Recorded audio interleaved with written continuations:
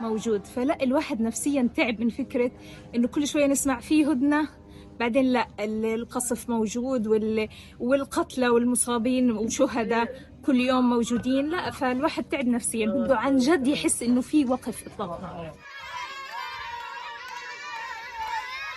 خبر وقف إطلاق النار هذا أسعدنا كتير، لأنه أولادنا لهم سنتين بدون دراسة، إنه أخيرا رح نرجع على בيوتنا. صحيح بيوتنا مدمرة وأمورنا مش تمام، لكن رغم كل إشي رح نرجع ونضلنا صامدين في غزة.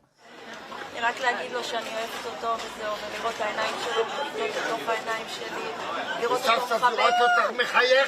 אותו מחבק את שני ונטלי. It's such a good feeling and I really hope it will happen. We want to stop the war, give us a rest, we want to live